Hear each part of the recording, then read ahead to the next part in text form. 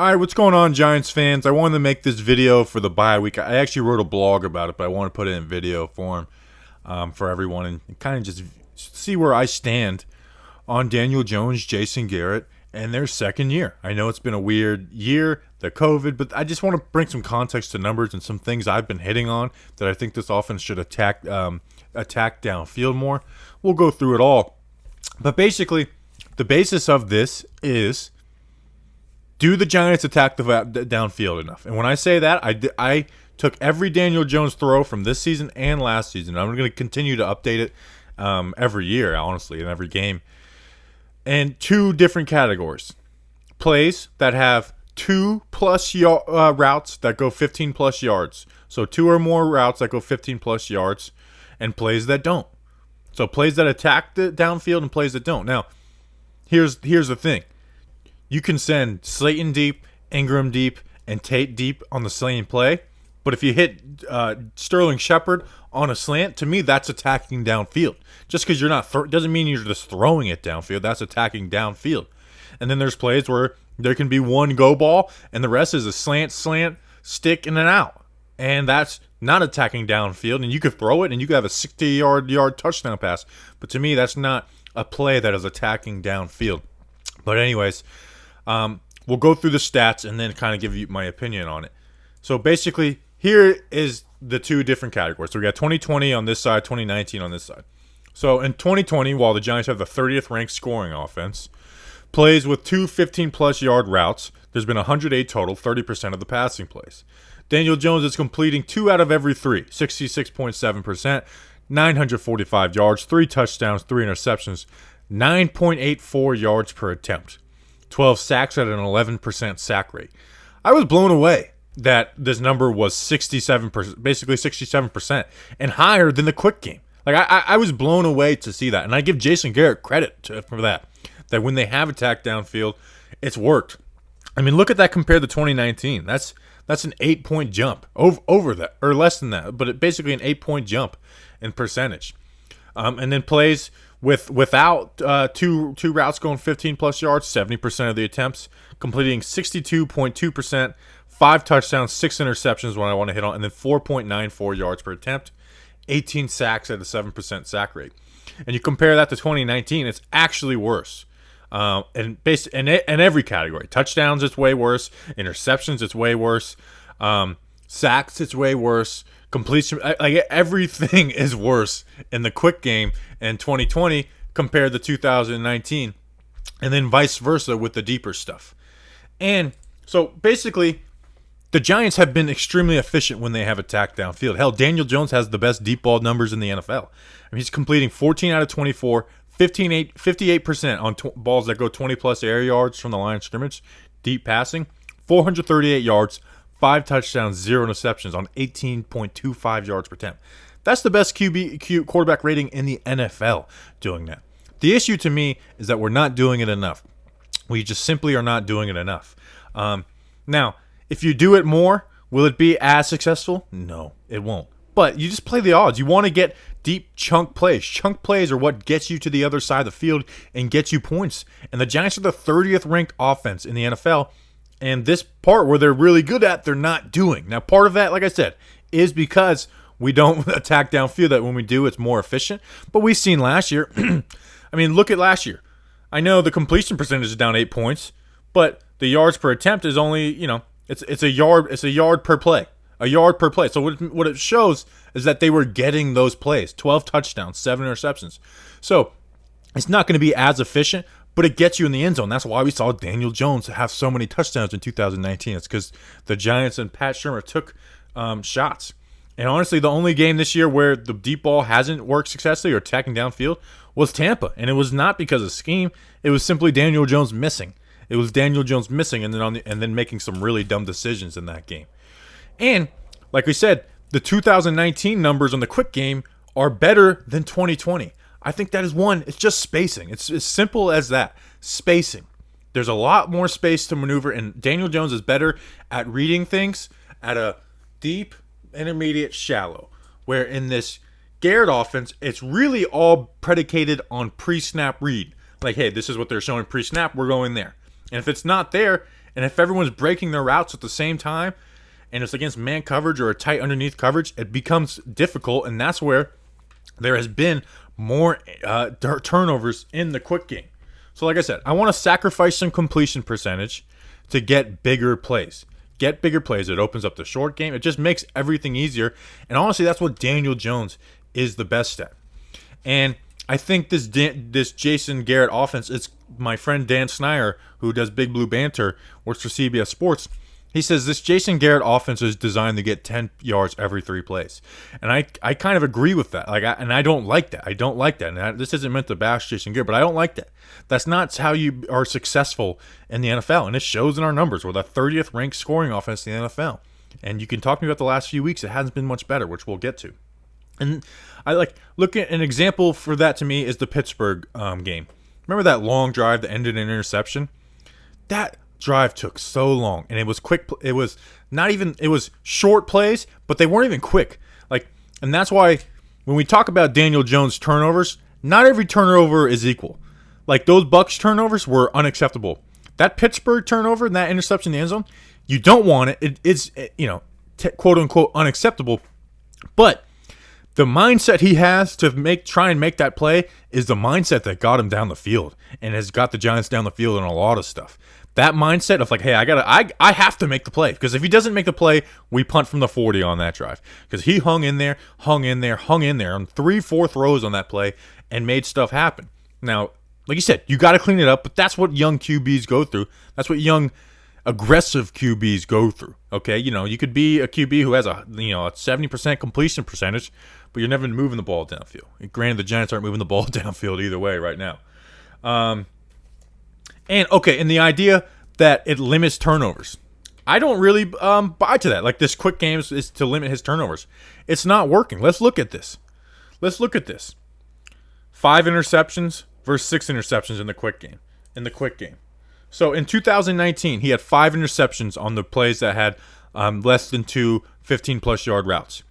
He had 5 interceptions on 305 of those plays. In 2020, he has 6 on 50 less attempts. 6 on 50 less attempts. Now, Daniel Jones has cut the fumbles in half this season, but look at the times when Daniel Jones can fumble. We can, it's more complicated than this, but just sacks and carries is when a quarterback can fumble. In 2019, he had 40. In 2019, he had 45. Or 83 between the two. He had 45 carries, 38 sacks. In 2020, he had 49 carries and 31 sacks.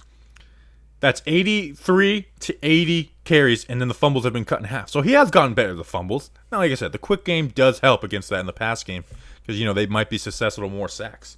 But honestly, aren't the sacks kind of worth it if you're making big plays and taking chances?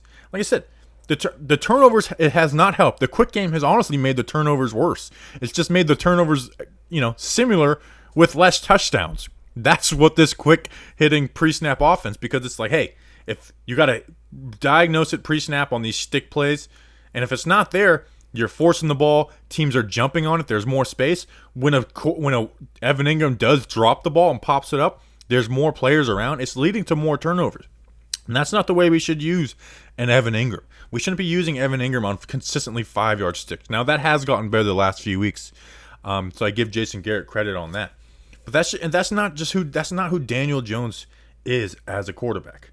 And here's something I have, and Pat Shurmur did this, not necessarily every single game. Run a form of 4 verticals 5 times every game. 5 times every game. Doesn't mean you're going to hit on it every time. You're not going to hit on it every time. But if you run it 5 times every game, let's say you turn it into a 30-yard play or a 40-yard play. Even if the other ones end up bad and a sack and completion, isn't that worth it?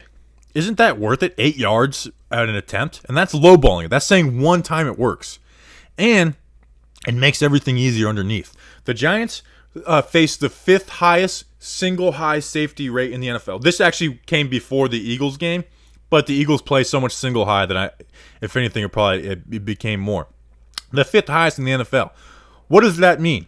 That means you got one extra person closest to the line of scrimmage, one less person playing deep. If you run that 4 verticals, it tests them.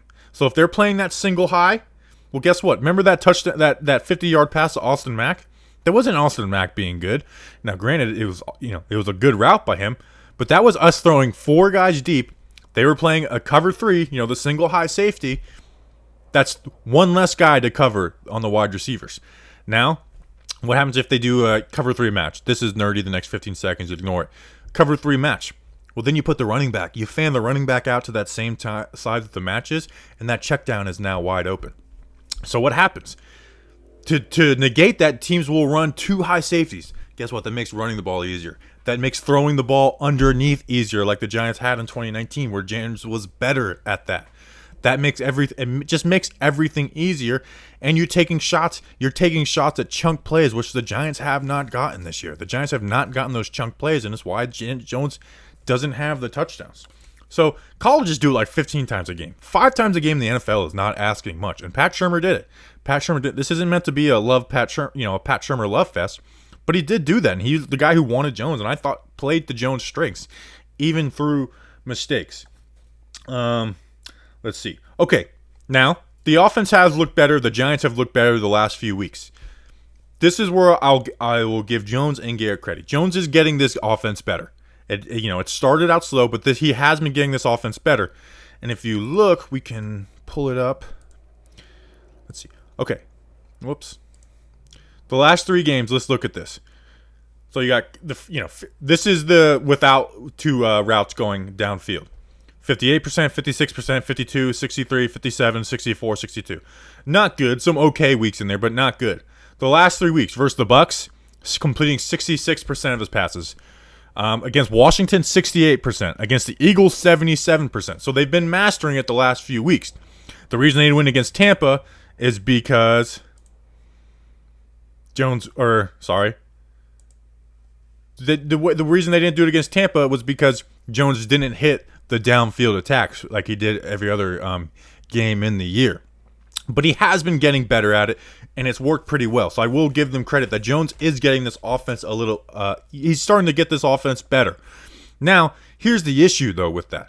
With him getting the offense better, like this past Eagles game, he had 6 attempts of those downfield attacks. He turned that into 105 yards. That's 17 yards per attempt. Let's think about this Eagles game.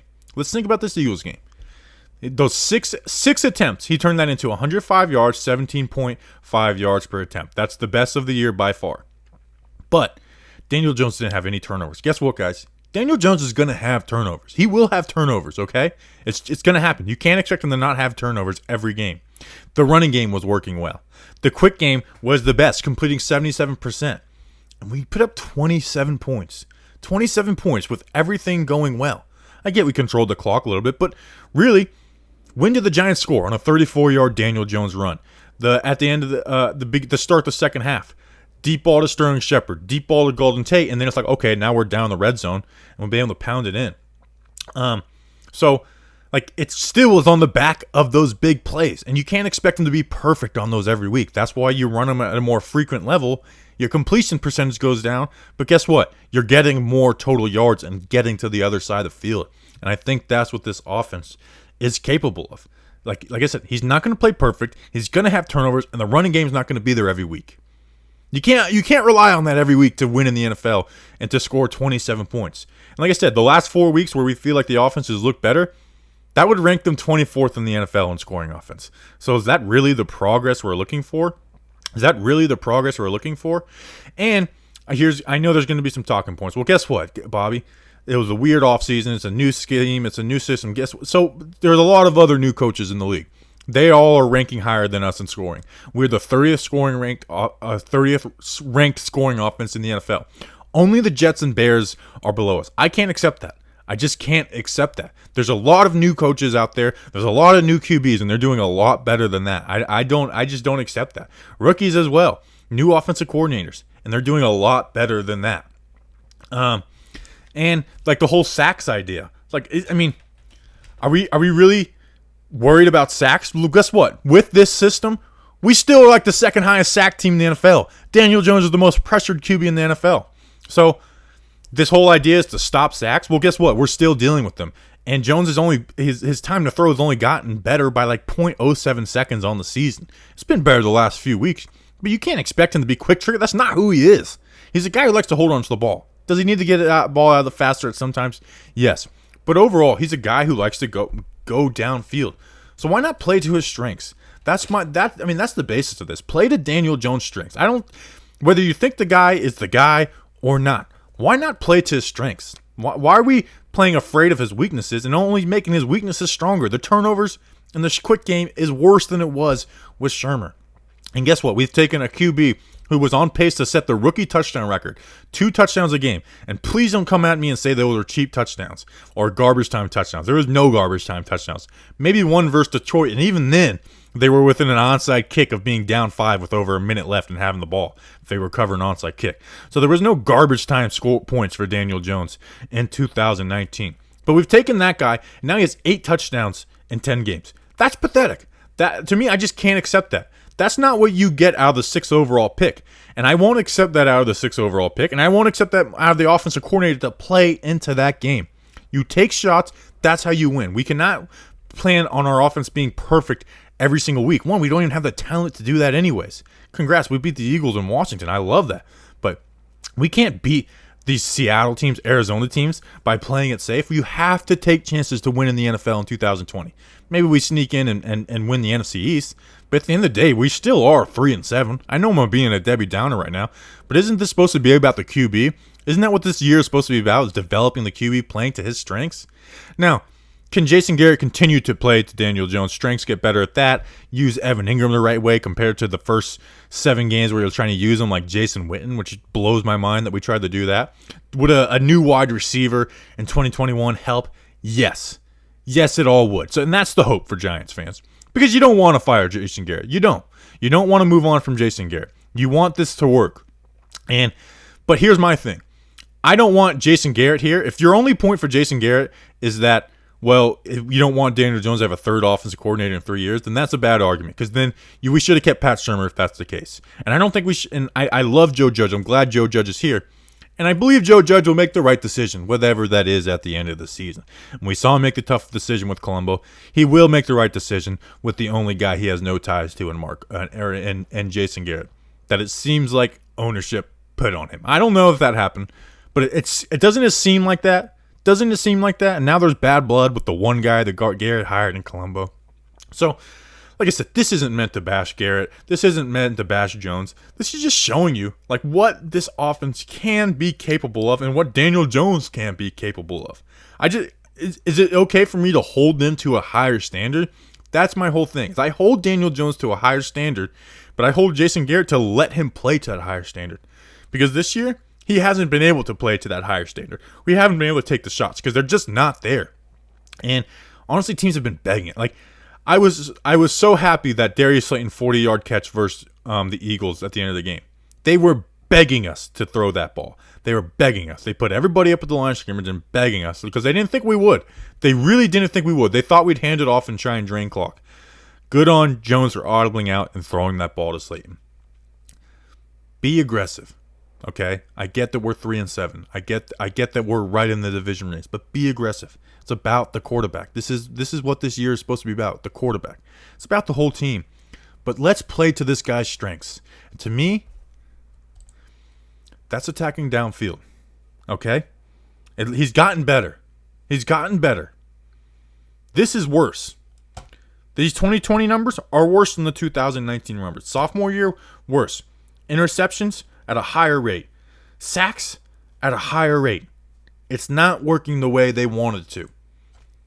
Admit your mistakes, get aggressive, play downfield, play to this QB's strengths, and I'd be happy. Let me know what you think. I know this is kind of critical, and that's usually not what we're totally about, but I just felt like I've been talking about this for a while, and I went and found the numbers to, and they kind of prove what I was saying. So appreciate it. Let me know, like, subscribe. And let's go Big Blue. Let's win every game 77-0. Let's go 9-7. Let's win the division. And let's win the Super Bowl. I actually had Super Bowl thoughts in the shower this morning. I am delusional. Let's go Big Blue.